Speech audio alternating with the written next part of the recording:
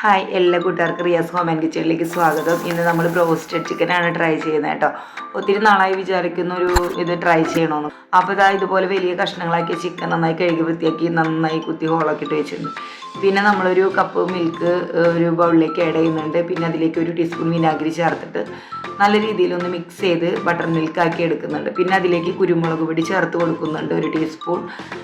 പിന്നെ അതിലേക്ക് നമ്മൾ ഇഞ്ചി പൗഡർ, വെളുത്തുള്ളി പൗഡറാണ് ചേർത്ത് കൊടുക്കുന്നത്. ഇത് രണ്ടും എൻ്റെ കയ്യിൽ ഇല്ലാത്തതുകൊണ്ട് ഞാൻ രണ്ടിൻ്റെ പേസ്റ്റ് നല്ലവണ്ണം അരച്ച പേസ്റ്റ്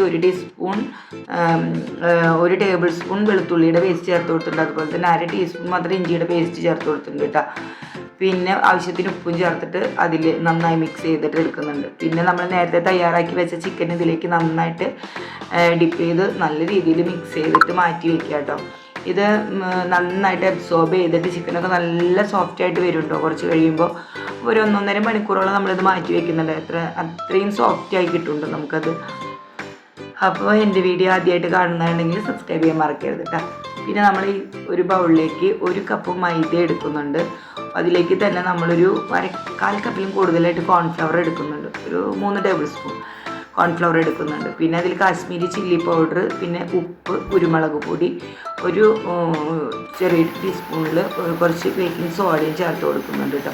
എന്നിട്ട് ഇതുപോലെ നന്നായിട്ട് നമ്മൾ മിക്സ് ചെയ്തെടുക്കുക. എന്താ പറയുക, ഈ പൗഡർ നല്ല രീതിയിൽ മിക്സ് ചെയ്തതിന് ശേഷം നമ്മൾ നേരത്തെ തയ്യാറാക്കി വെച്ചിട്ടുള്ള ചിക്കൻ എടുത്ത് ഇതിൽ നന്നായിട്ട് കോട്ട് ചെയ്തെടുക്കണം. നന്നായി കോട്ട് ചെയ്തെടുത്തതിന് ശേഷം നമ്മൾ നല്ല തണുത്ത വെള്ളത്തിലൊന്ന് ഡിപ്പ് ചെയ്തെടുക്കുക, വീണ്ടും കോട്ട് ചെയ്യുക. അങ്ങനെ ഈ ഒരു പ്രോസസ്സിങ് അല്ല ചിക്കൻ ഇതുപോലെ തന്നെ ചെയ്യാം കേട്ടോ. നമ്മളിപ്പോൾ 2 തവണ അത് കോട്ട് ചെയ്തെടുക്കുന്നുണ്ട് കേട്ടോ. നന്നായി ഇതിലേക്ക് പിടിക്കാൻ വേണ്ടിയിട്ടാണ് ഈ ഒരു കൂൾ വാട്ടറിലൊന്ന് ഡിപ്പ് ചെയ്യുന്നത്. അങ്ങനെ ഈ ചിക്കനെല്ലാം ഇതുപോലെ കോട്ട് ചെയ്തെടുക്കുക. അപ്പം എന്താ പറയുക, നിങ്ങളുടെ സപ്പോർട്ടാണ് നിങ്ങൾ തരുന്ന ഈ സപ്പോർട്ടിന് ഒരുപാട് താങ്ക്സ് കേട്ടോ. അപ്പം പിന്നെ നമുക്ക് പ്രത്യേകിച്ച് ഇതൊന്നുമില്ല. എണ്ണ നല്ലവണ്ണം ചൂടാക്കിയതിന് ശേഷം മീഡിയം ഫ്ലെയിമിലേക്ക് മാറ്റിയിട്ട് ചിക്കൻ ഇതുപോലെ ഇട്ട് ഗോൾഡൻ ബ്രൗൺ ആവണ വരെ വറുത്തെടുക്കും.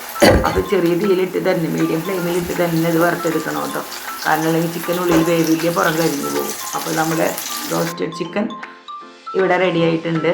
അപ്പോൾ ഇത്രയേ ഉള്ളൂ പണി ബ്രോസ്റ്റഡ് ചിക്കൻ്റെ. നിങ്ങളും എല്ലാവരും ഒന്ന് ട്രൈ ചെയ്ത് നോക്കൂ.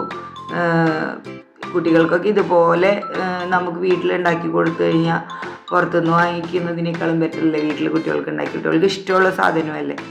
അപ്പം ഫ്രഞ്ച് ഫ്രൈസ് ഉണ്ടാക്കുന്ന വീഡിയോ ഷോർട്സ് ഞാൻ ഇട്ടിട്ടുണ്ട് കേട്ടോ നമ്മുടെ ചാനലിൽ. വളരെ സിമ്പിളാണ്, അതൊന്ന് കണ്ടു നോക്കണേ.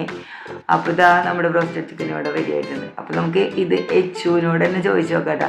എച്ചുകൂടി ഉണ്ട്, എങ്ങനെയുണ്ട് എന്ന്. അപ്പം